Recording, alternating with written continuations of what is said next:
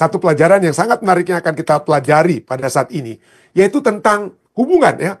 Boleh katakan tentang hubungan antara pembasuhan kaki, ya, pembasuhan kaki dan apa? Mandi yang Yesus katakan. Itu poin yang pertama yang kita lihat. Lalu kemudian yang akan kita pelajari juga adalah apa artinya, ya. Apa arti daripada pembasuhan kaki tersebut? Dan apa yang menjadi teladan, ya?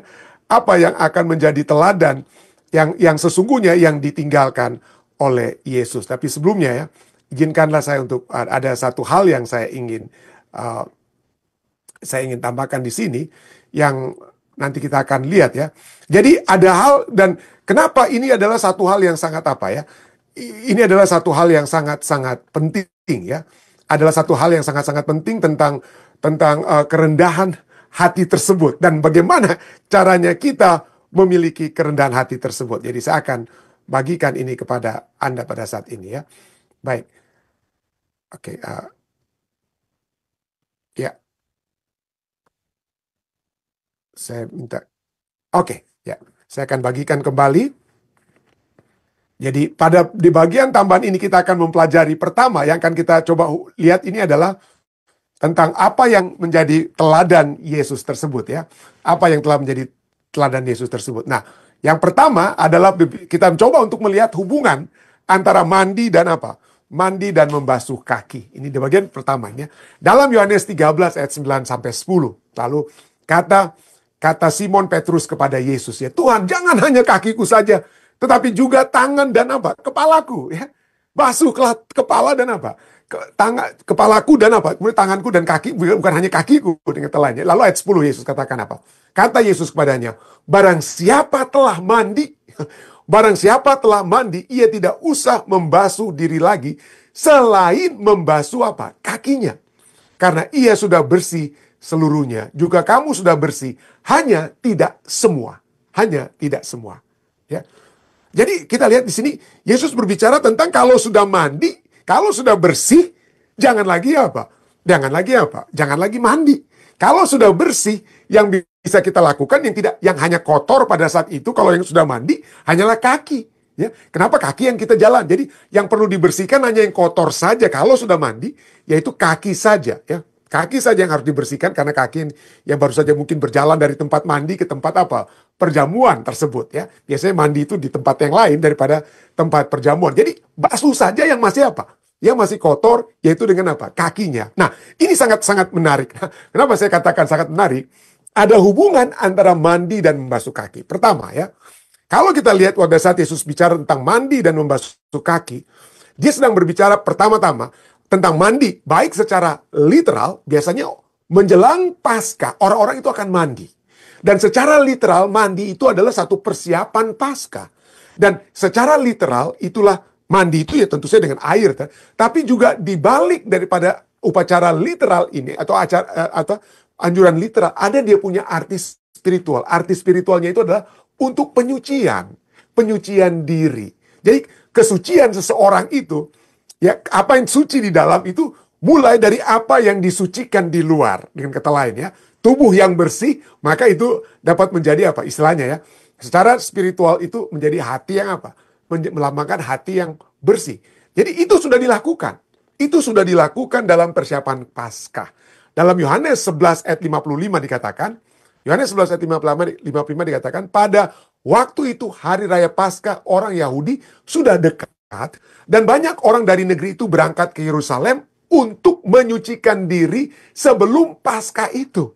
Ya, menyucikan diri sebelum Paskah itu. Dan tidak heran kalau Anda pergi ke Yerusalem, ya, di zaman Yesus dan sekarang ada peninggalan-peninggalan arkeologi, ada banyak, ya, ada banyak kolam-kolam, saudara, ya, ada banyak kolam-kolam di mana orang itu untuk mandi. Mungkin seperti apa, ya, seperti kalau Anda pergi ke Bali, ada pura-pura tertentu. Kalau Anda mau orang-orang Bali untuk beribadah di sana, mereka akan apa? Mandi dulu sebelum mereka apa? Masuk untuk apa? Beribadah. Ya.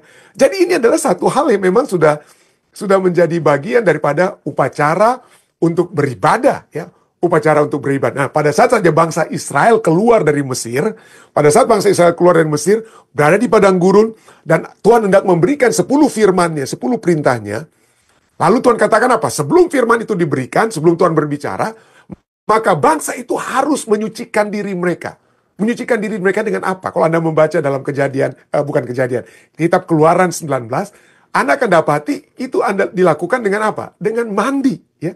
Mereka harus mandi. Itu melambangkan apa? Penyucian diri. Jadi penyucian diri itu secara literal mereka mandi, yang melambangkan penyucian diri di dalam diri mereka. Nah, ini kita lihat dari segi mandi. Ya. Jadi Yesus katakan kalau sudah mandi, ya nggak perlu lagi mandi lagi. Petrus nggak perlu mandi lagi. Yang perlu kamu lakukan setelah mandi, setelah penyucian hanya basuh kakimu saja. Hanya basuh kakimu saja. Nah, apa itu artinya membasuh kaki secara literal? Yaitu setelah masuk ke dalam rumah, sebelum makan dan lain-lain, maka mereka itu biasanya harus dibasuh kaki mereka itu secara apa? Literal. Tapi kenyataannya beda pada saat Yesus dan murid-muridnya ya. Kenapa? Dalam Yohanes 13 ayat 2 sampai 4 sampai 5 katakan, mereka sedang makan bersama. Jadi mereka sudah sedang makan.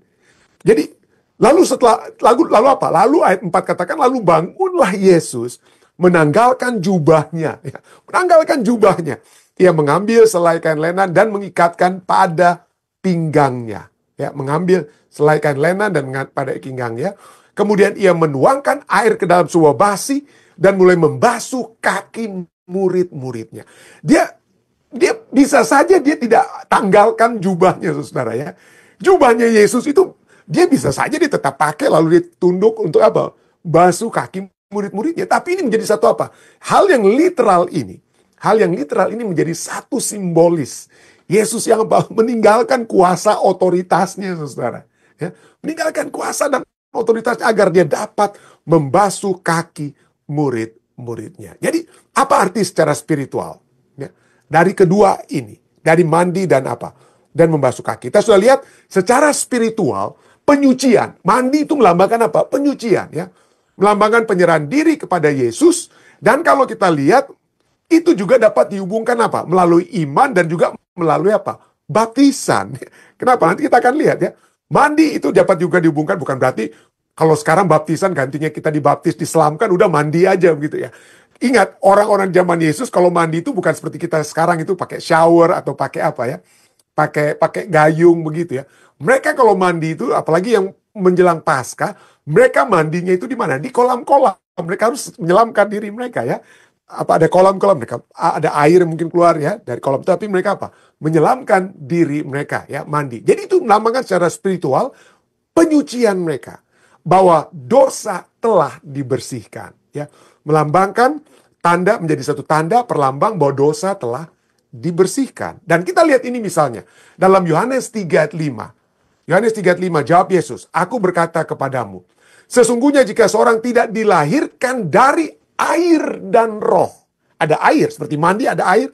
Di baptisan juga apa? Ada air ya. Dengan cara diselamkan ya. Jika seorang tidak dilahirkan dari air dan roh, ia tidak dapat masuk ke dalam kerajaan Allah. Ya. Jadi, kita lihat di sini, pembasuhan kaki ini juga dapat berhubungan dengan apa? Baptisan ya, dengan cara apa? Seperti dengan cara diselamkan ya. Yang melambangkan apa? Yang melambangkan proses penyucian ataupun upacara penyucian seseorang. Lambang penyucian seseorang itu dilambangkan dengan apa? Baptisan ya. Dengan adanya air ya, atau diselamkan ya. Lalu itu melambangkan apa? Diri yang sudah disucikan, diperbaharui kembali. Nah, apa sekarang hubungannya dengan apa? Apa hubungannya dengan membasuh kaki? Yesus katakan kepada Petrus, kalau kamu sudah mandi, nggak perlu mandi lagi. Yang kamu perlu lakukan hanya apa? Karena kamu sudah bersih, kamu sudah disucikan ya, dengan kata lain ya. Yang kamu perlu lakukan adalah untuk apa? Untuk membasuh kakimu. Yang kotor-kotor itu hanya kakimu saja. Ya. Kepala dan badanmu sudah tidak lagi kotor, hanya kakimu yang kotor. Jadi ini hubungannya sangat menariknya apa? Di sinilah ya. Kalau kita melihat pembasuhan kaki itu, yang dilakukan setelah orang mandi itu, berfungsi sebagai apa? Berfungsi sebagai upacara pengingat pengalaman penyucian tersebut. Ya, kalau secara rohaninya, ini bicara tentang secara rohani. Jadi Yesus katakan, kalau kamu sudah mandi, lalu kamu dibasuh kakimu, pembasuhan kaki itu hanya menjadi sebagai pengingat bahwa kamu kepala dan badanmu itu sudah bersih, yang kotornya cuman apa? Cuman kakimu. Itu Yesus katakan ya. Pengingat pengalaman tersebut, pengingat Anda sudah mandi, sudah disucikan, dan sebagai pembaruan simbolis dari satu penyucian. Simbolis satu penyucian. Jadi, apa artinya ini? Apa dari pembahasan saya dari tadi mungkin Anda pikir, apa maksud pendeta ini ya? Jadi artinya ya, kalau kita ya upacara pembasuhan kaki ya, itu seharusnya seperti kalau kita lihat apa yang Yesus katakan di sini, itu menjadi satu perlambang bahwa proses penyucian kita itu terus-menerus berlangsung. Ya. Proses penyucian kita terus-menerus berlangsung. Itulah sebabnya kadang-kadang ada orang katakan, aduh, pendeta, saya mau dibaptis kembali. Nah, biasanya kita harus tanya, kenapa mau dibaptis kembali atau apa. Biasanya ya, dan sebagai pendeta saya katakan, kalau kita itu bukan satu hal yang memang betul-betul ya, warranted ya. Jadi artinya kalau ada dosa-dosa yang memang sudah terbuka, tersembunyi dan lain sebagainya, ya dosa-dosa yang besar, bukan berarti dosa ada yang besar atau tidak besar ya. Tapi dosa yang konsekuensinya besar ya, kena kepada orang lain. Nah, tentu saja ada peraturan-peraturan jemaat yang berbicara tentang dibaptiskan kembali ya, dibaptiskan kembali ya.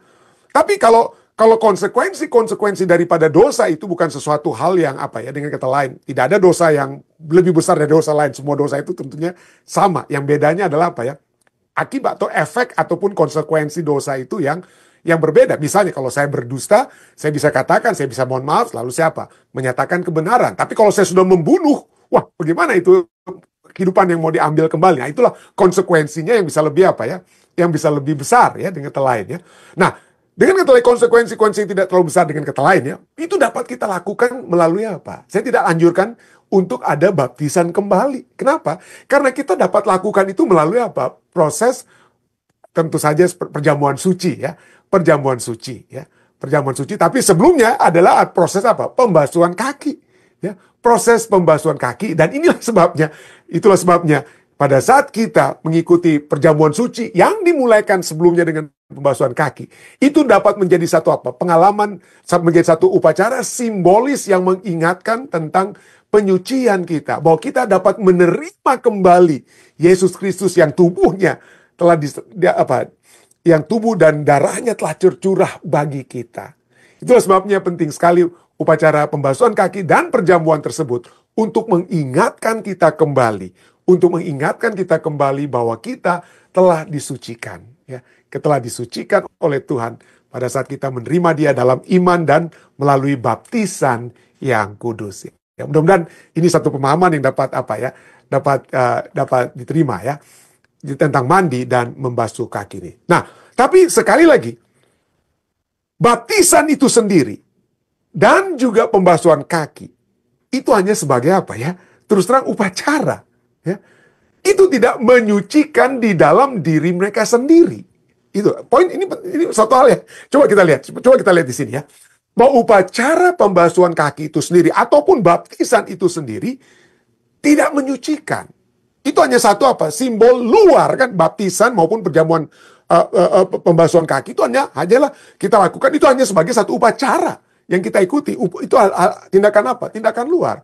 Kenapa? Karena penyucian yang sesungguhnya datang dari hati yang mau disucikan. Ya. Datang dari hati yang mau untuk disucikan. Siap untuk disuci. Itulah sebabnya Yesus katakan, kalau kamu tidak dilahirkan dari air dan roh. Dari air dan roh. Itu artinya ada yang dalam daripada apa yang terjadi di luar. Upacara yang ada di luar. Kenapa? Kenapa saya katakan bahwa pembasuhan kaki itu sendiri tidak menyucikan? Penyucian yang sesungguhnya itu datang dari hati yang mau untuk disucikan. Karena upacara ini sendiri dapat gagal. Ya. Upacara pembasuhan kaki itu dapat gagal. Apa maksud saya gagal? Mari kita baca. Yohanes, ini bukan Yohanes 3. Saya lupa tulis kata Yohanes 13. Yohanes 13 ayat 11 katakan, pada saat Yesus setelah dia basuh kaki murid-muridnya, kemudian Yohanes 13 ayat 11 katakan apa? Yesus tahu siapa yang akan menyerahkan dia. Karena itu ia berkata, tidak semua kamu bersih. Jadi setelah Yesus membasuh kaki murid-muridnya, termasuk Yudas. Yesus membasuh kaki Yudas. Dia sudah lakukan itu, sudah selesai. Dia tidak hanya basuh kaki Petrus, Yohanes, Yakobus, dan lalu Yudas, karena kamu ini akan menyerahkan aku, kamu nggak akan aku apa? Kamu nggak akan aku basuh kakimu karena kamu ini suci, hatimu nggak suci. Ya, kamu akan menyerahkan aku, kamu akan mengkhianati aku. Dan lalu Yesus tidak basuh kaki Yudas. Oh enggak, Yesus sudah basuh kaki Yudas. Tapi apa Yesus katakan? Ia tahu siapa yang akan menyerahkan dia. Karena itu ia berkata, tidak semua kamu bersih. Jadi ini poinnya ya. Jadi ini poin pentingnya ya. Bahwa Yudas yang kakinya dibasuh oleh Yesus Kristus sendiri tidak memperoleh penyucian yang sesungguhnya. Ya, tidak memperoleh penyucian yang sesungguhnya. Itulah sebabnya kita harus selalu mengerti bahwa masalah penyucian, masalah pertobatan, itu bukan sesuatu yang harus kita tunjukkan di luar saja. Tentu saja, kita harus menunjukkan itu melalui baptisan yang kudus. Yesus telah anjurkan, Yesus telah lakukan, Yesus telah memberikan teladan, ya, dibaptiskanlah dia. Lalu kemudian orang-orang lain kita tahu itu adalah teladan luar. Itu adalah, tapi seharusnya itu adalah manifestasi dari pembaharuan yang terjadi di dalam diri kita. Dan itu kita lakukan menjadi satu apa? Teladan, ya, untuk dapat dilakukan untuk menjadi apa? Untuk satu penunjukan bahwa kita betul-betul sudah menerima Yesus dari dalam. Demikian juga dengan pembasuhan kaki. Kita membasuh kaki bukan karena memang semua harus sebelum perjamuan suci kita harus membasuh kaki dan lain sebagainya ya. Tapi yang lebih daripada sekedar mengikuti upacara pembasuhan kaki, upacara kerendahan hati nama lainnya ya. Maka yang terlebih dahulu, adakah kita memiliki hati yang direndahkan? Yudas sendiri, yang kakinya dibasuh oleh Yesus Kristus, tidak memperoleh penyucian yang sesungguhnya karena hatinya menolak untuk disucikan. Hatinya menolak untuk disucikan. Tapi inilah ya, satu pengalaman yang dapat kita lihat ya. Bagaimana Yesus yang adalah pelajaran tadi kita katakan, dia adalah guru dan Tuhan. Dia rela untuk menanggalkan jubahnya, saudara. Dia tanggalkan jubahnya. Dia menjongkok untuk membasuh kaki semua murid-muridnya. Baik yang hatinya mau disucikan atau tidak mau disucikan, dia basuh semuanya. Dan ini menunjukkan apa? Kerendahan hati ya. Kerendahan hati daripada Yesus ya. Kerendahan hati daripada Yesus. Nah, inilah kita dapat lihat ya. Itulah kita lihat ya. Kenapa? Kenapa ini menjadi satu pelajaran ya? Kenapa ini menjadi satu pelajaran tentang kerendahan hati?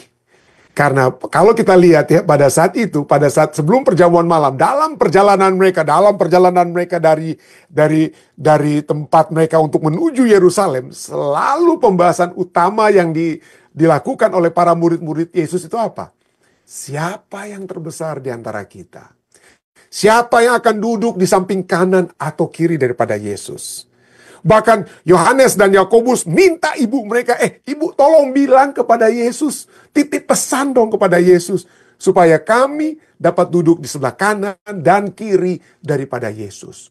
Jadi ada begitu besar, begitu hebat perbincangan di antara mereka, siapa yang terbesar?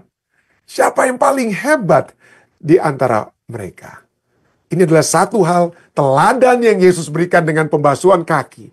Bahwa yang terbesar, yang memiliki kuasa dan otoritas adalah mereka yang melayani. Bukan untuk meninggikan diri. Kuasa dan otoritas yang kita miliki, jubah-jubah kita yang kita miliki bukan untuk meninggikan diri dan melihat orang lain rendah. Dan tidak mau melakukan pekerjaan-pekerjaan seorang hamba. Yesus yang berkuasa, Yesus yang berotoritas, mau untuk menjadi seorang hamba. Tidak heran penulis Kristen yang bernama John R.W. Stott katakan bahwa kesombongan haruslah menjadi musuh terbesar kita. Kesombongan adalah musuh terbesar kita dan kerendahan hati haruslah menjadi teman kita yang terbesar. Yesus telah menunjukkan kerendahan hati tersebut ya. Yesus menunjukkan kenapa? Karena itulah karakter Allah. Allah sangat membenci karakter yang sombong, saudara. Yesus tidak memiliki karakter yang sombong. Alkitab mengatakan, kita sudah sering membaca, walaupun ia dalam rupa Allah, dalam kesetaraan dengan Allah. Dia tidak menganggap kesetaraan itu sebagai sesuatu yang untuk dibanggakan, tapi dia malahan merendahkan dirinya menjadi seperti seorang budak dan mati di kayu salib. Mati di kayu salib. Kesombongan adalah yang dibenci Allah. Kita sudah sering mempelajari ini ya. Itu bukan karakter Allah, bukan karakter Yesus. Amsal 8:13 katakan takut akan Tuhan ialah membenci kejahatan. Dan kejahatan itu adalah apa? Kesombongan yang pertama. Aku benci kepada kesombongan. Tidak heran dosa yang utama menurut banyak C.S. Lewis dia katakan bahwa dosa yang paling utama daripada semua dosa itu adalah kesombongan. Oleh sebab kesombonganlah maka Lucifer menjadi setan. Ya. Oleh kesombonganlah maka Hawa ingin menjadi seperti Allah. Kesombongan adalah the mother of all sins. Ibu dari semua kejahatan, ibu daripada semua dosa adalah kesombongan, saudara. Itulah sebabnya Amsal 8:13, Tuhan membenci kejahatan, aku benci kepada kesombongan, kecongkakan, tingkah laku yang jahat, dan mulut penuh tipu muslihat. Pertama-tama kesombongan, kecongkakan, itu adalah ibu daripada semua kejahatan. Amsal 6 ayat 16 dan 17. 6 perkara ini yang dibenci Tuhan. Bahkan 7 perkara yang menjadi kekejian bagi hatinya. Yang pertama apa itu? Mata yang sombong. Kesombongan nomor 1. 1 Petrus 5 ayat 5. Dan kamu semua rendahkanlah dirimu seorang terhadap yang lain. Sebab Allah menentang orang yang congkak. Tetapi mengasihani orang yang rendah hati. Ya. Menjadi satu pertanyaan bagi saya. Bagaimana Yesus dapat memiliki kerendahan hati? Sebagai seorang guru, sebagai seorang Tuhan, Mesias, mau membasuh kaki murid-muridnya. Ya. Mau membasuh kaki murid-muridnya. Banyak orang saja, waduh kalau sudah jadi petinggi, menjadi itu, waduh mau angkat tasnya sendiri aja nggak mau. Mesti ada asisten yang angkat tas saya lah. Supaya ketahuan saya orang penting. Ya. Karena ada yang angkat tas saya. Allah sangat menentang hati yang congkak. Dan kenapa? Kenapa Yesus memiliki kerendahan hati? Satu hal yang kita akan lihat dari pelajaran kita malam hari ini. Kita akan lihat bahwa Yesus mengetahui siapa dia. Saya ulangi. Yesus mengetahui siapa dirinya sendiri. Kalau kita memiliki satu pengetahuan tentang siapa kita adalah anak-anak Allah. Kita adalah anak-anak Allah yang sudah diselamatkan. Kita adalah anak-anak Allah yang sudah menerima kasih karunia Tuhan. Apalagi yang kita mau sombongkan? Ya. Apalagi yang kita mau sombongkan? Saya menarik sekali sepanjang sore ini saya membaca artikel dengan artikel. Kenapa orang itu menjadi sombong? Ya. Dan banyak statement ya dari ini hasil penelitikan ya, research, artikel-artikel yang katakan bahwa dalam artikel ini misalnya ya, apakah itu kesombongan atau ketidakamanan atau keraguan diri atau insecurity, ketidakamanan diri. Jadi apakah ada hubungan antara orang sombong dan dirinya sendiri yang sesungguhnya kecil, yang tidak aman? Ada hal-hal yang dia ingin tutupi, dengan kata lain. Orang menutupi kekurangannya dengan kesombongan. Itu sering terjadi. Menutupi kekurangan dengan kesombongan. Itulah sebabnya di dalam artikel ini ya, apakah itu kesombongan atau ketidakamanan, atau keraguan diri atau perasaan tidak aman. Dan di bawahnya dikatakan apa? Not all that glitters is gold. Tidak semua yang berkilau adalah emas. Seringkali kita ingin menonjolkan diri kita. Kita ingin dalam kecongkakan, kesombongan kita ingin orang tahu, kita ini siapa. Kita ini emas. Tetapi tidak semua yang berkilau adalah emas. Mungkin Anda atau saya sedang menyembunyikan ketidakamanan kita, ya, keraguan diri kita, dan lain sebagainya. Ini satu statement, ini ditulis dalam bahasa Inggris. It is funny how the most prideful people. Nah, saya akan coba baca dalam bahasa, saya terjemahkan dalam bahasa Indonesianya apa yang dituliskan dalam artikel ini dalam bahasa Inggris. Ini dia. Lucu sekali dikatakan. Lucu sekali bagaimana orang yang paling sombong cenderung menjadi orang yang paling kurang dalam hidup. Orang yang sombong itu ada yang kurang yang dia ingin tutupi. Dan kekurangan ini seringkali muncul dari dalam diri yang dengan cepat disembunyikan di balik kedok segala sesuatu yang berkilauan. Dia ingin tonjolkan, dia berkuasa, punya ini, punya itu. Untuk menutupi satu hal yang kurang dalam dirinya sendiri. Karena itu dikatakan dalam artikel ini ya. Karena itu mereka menampilkan diri mereka sebagai orang yang memiliki segalanya. Memiliki segalanya. Namun jika memang demikian, jika orang yang sombong itu memiliki segalanya, mengapa mereka itu bersikeras, berusaha keras membuktikan diri mereka untuk dapat diakui kepada orang-orang lain? Kenapa mereka harus membuktikan siapa mereka? Kenapa mereka ingin orang-orang tahu, siapa ini saya? Kenapa harus begitu mereka itu? Kenapa mereka harus bersikeras membuktikan diri mereka kepada siapapun? Jika memang mereka merasa aman, jika memang mereka merasa cukup atau puas, dan kata lain, tidak ada yang kurang, jika memang mereka merasa aman dalam diri mereka sendiri, tidak akan ada kebutuhan untuk persetujuan dari luar. Kalau kita sudah tidak ada yang kurang, kita rasa penuh. Buat apa kita mau apa?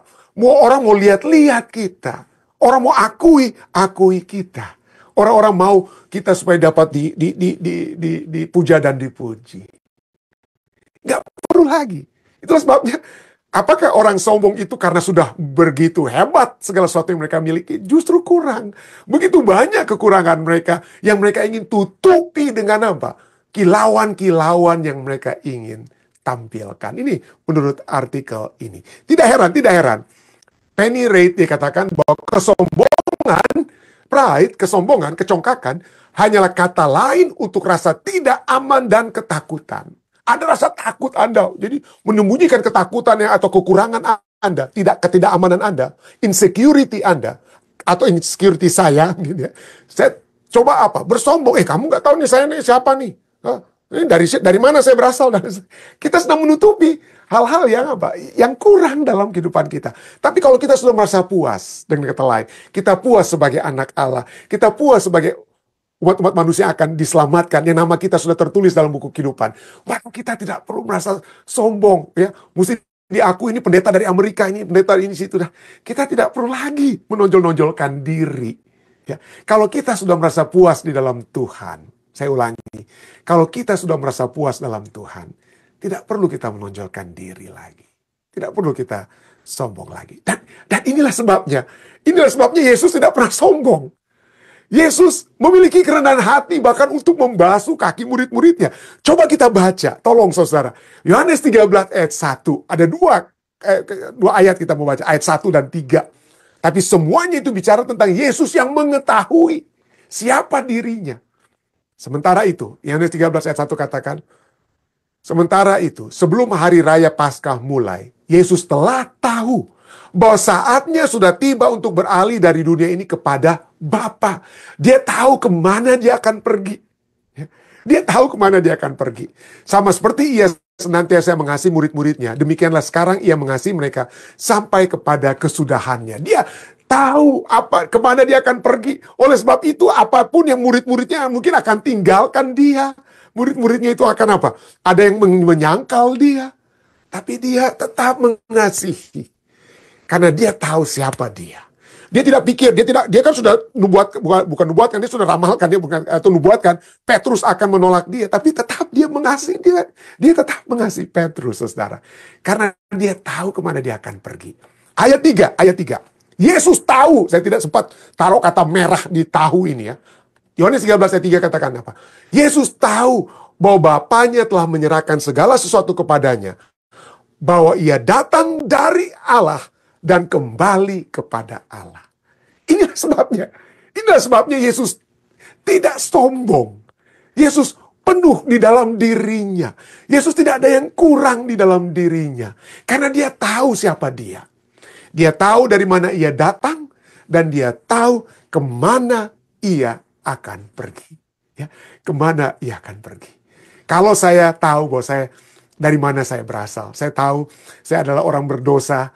Ya, kalau kita tahu kita adalah orang berdosa yang telah menerima pengampunan Tuhan, kita tahu bahwa kita tadinya tidak ada apa-apanya di mata Tuhan atau di mata manusia.